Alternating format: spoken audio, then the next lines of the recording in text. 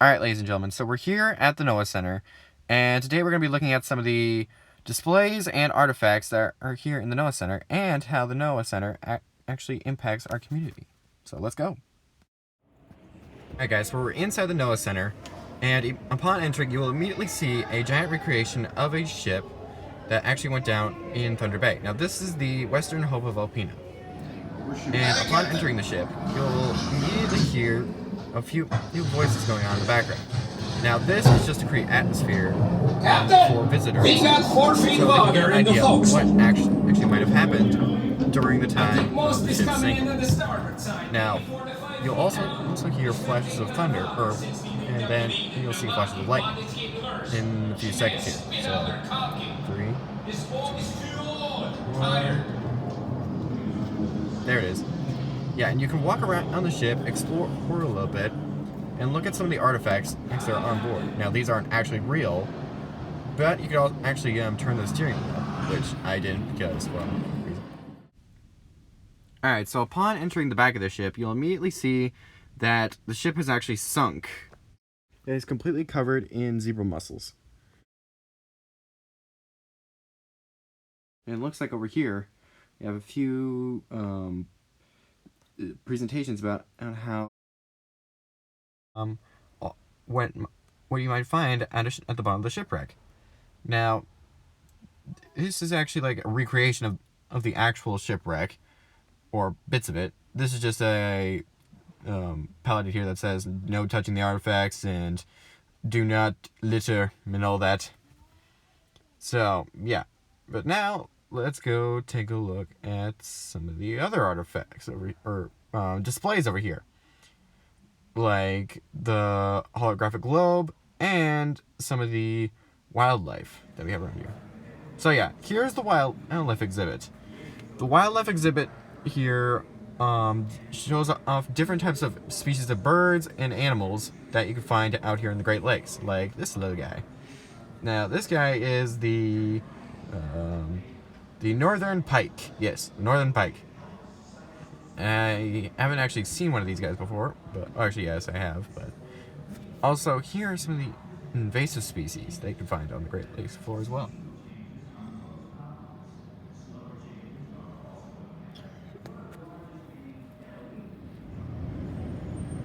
Alright, now here we have some of the artifacts that were actually found on some of the shipwrecks in the Great Lakes.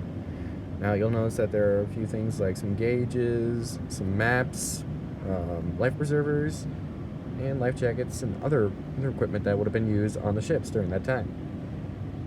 Now you might say that some of these artifacts are the keys to figuring out our history. No? Alright.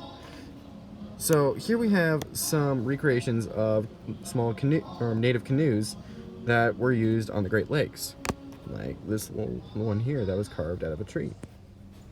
And here we have some of the models of some of the shipwrecks that actually sunk in the Great Lakes, like the New Orleans one that's on screen right now, and some of the other ships that will be featured later.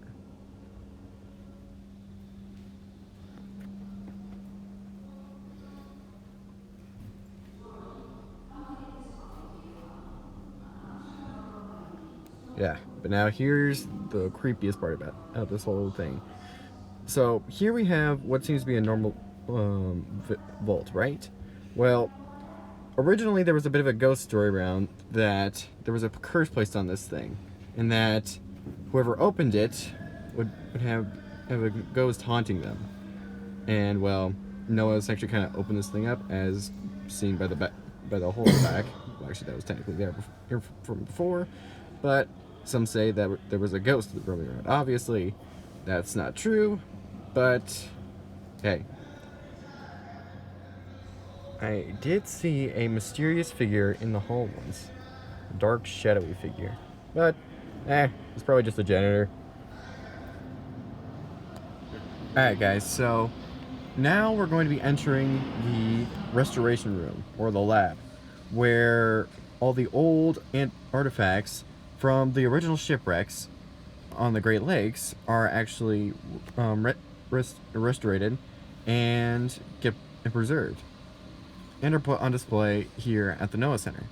Now, obviously, some of these probably won't get put on display, and will probably get put into storage. But hey, at least you get to see a little bit of a sneak peek at some of the things that'll be put on display. Possibly, maybe, you never know. Now, this is a special part of the NOAA Center. This is the makerspace. The makerspace is a special area where NOAA uses to outreach to teachers and students and teach them about underwater robotics or ROVs. Now, NOAA also uses this location for engineering competitions such as underwater robotics. And on screen, you can actually see two of the ROVs that were actually used in the competition at one point. And so you can see how the NOAA Center actually provides a lot for our community. All right, go back and do it. So back to you guys.